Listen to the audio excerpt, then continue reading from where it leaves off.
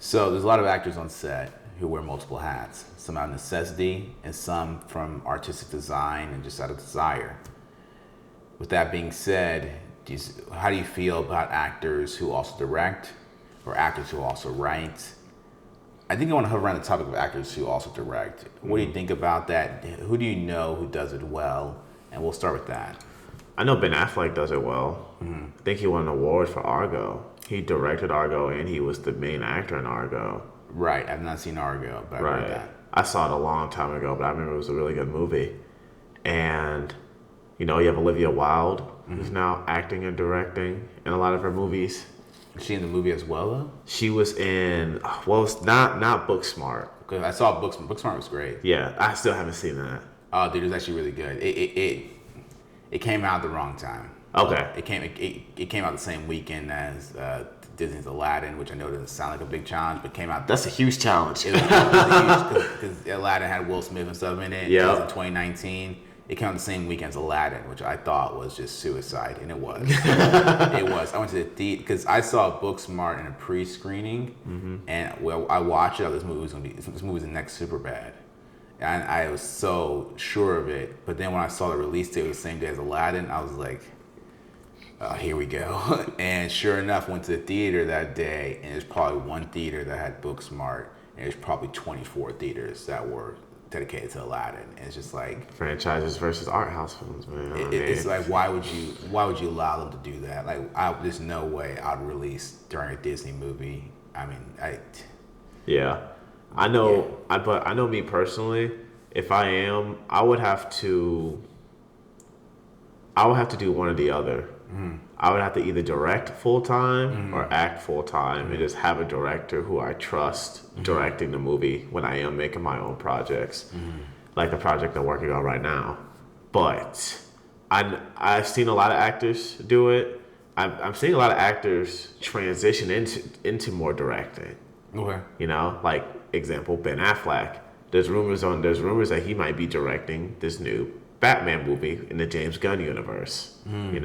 Olivia Wilde seems to be, she wasn't in Booksmart, but she was in Kill Your Darlings. I can't remember the name of that movie. Yeah, Dear Darling, something. Yeah, Yeah. With Harry Styles. Yeah, Harris. Yeah, but she was in her role wasn't huge. She wasn't like the main character. She Okay. was like the supporting of the supporting character. Right. So I think that works, but I can't think of examples of how it doesn't work, but I just can't imagine being a director and being the lead actor in a movie. Like, that's a lot of mental real estate that you're taking up. Like, where's your focus? Are you truly in the scene? Are you thinking about how this is going to be edited and stuff like that, So it's like... Yeah, I was listening to Jason Bateman talk about it. He does it extremely well with Ozark. If you've seen Ozark, he's amazing in it. Great movie, great show. And I'll tell you, with Creed, Michael B. Jordan did it, and he did amazing in it. You couldn't tell he did. You couldn't tell he did both. Yeah. So people who do it, I'm doing it right now with my film, and you'll see how that plays out. I'm super excited for that one.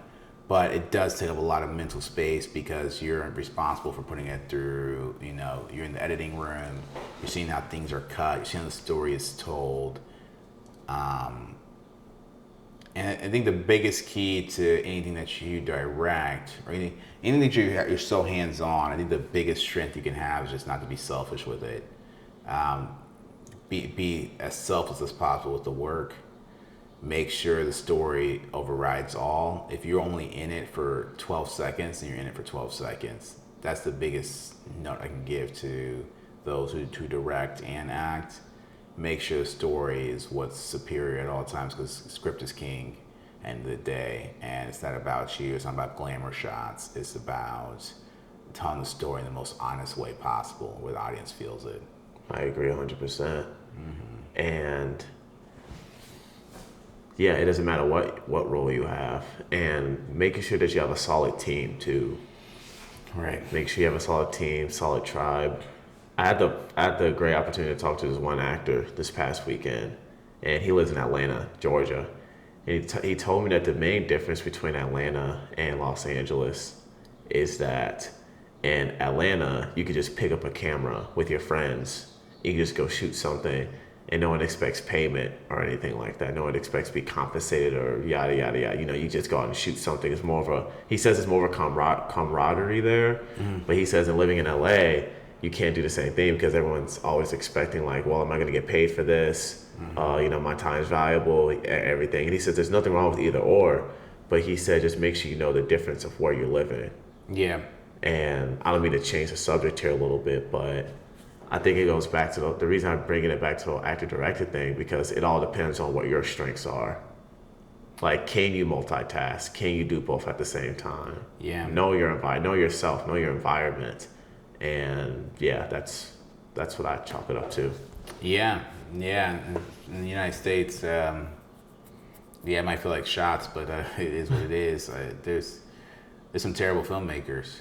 You know, there's some terrible filmmakers, and sometimes, you know, we're from Missouri, and we love to shoot there, and a lot of those guys, they just don't know any better. And I'll tell you, for example, one thing that I'm super big on is we tape up everything. There's no Coke cans, there's no logos, there's no, like, unless they're sponsoring you guys, we're not using it, you know, because that's the key to an independent film right there.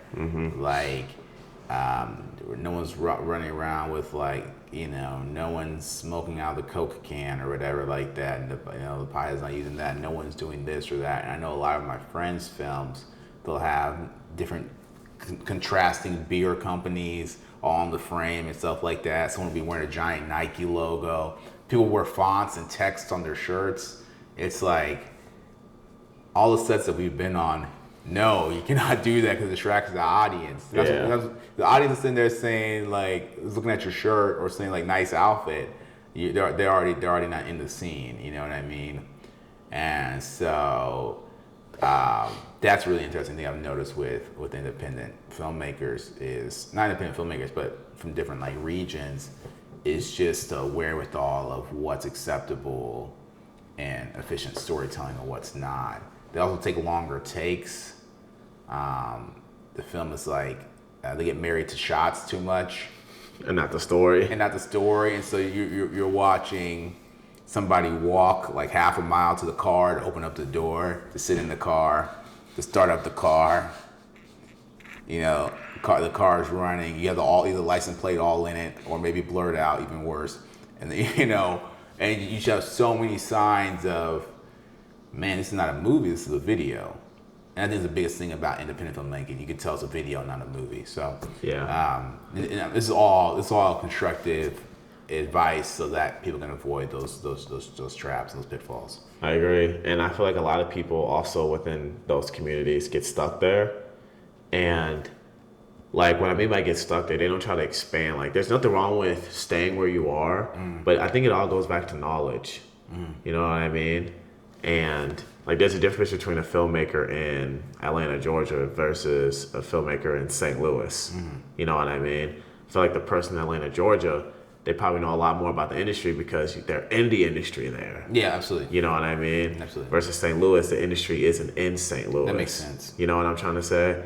So there's just different. That makes sense. You'll like you said, you see more of those mistakes in independent films where you have contrasting beer companies and the giant Nike logos, but that probably comes more from places where film is not the industry that they rely on economically. Exactly, because you could be a filmmaker anywhere, but I feel like there's certain advantages to being in the actual industry, being a filmmaker. One of the major cities, New York, LA, New Mexico, Atlanta. New Mexico's become one. Yeah. Certain parts of Atlanta, Georgia, and New Orleans. I think New Orleans used to be that. I don't know if it's that way anymore, but you know, you got places like St. Louis, Kansas City, Detroit,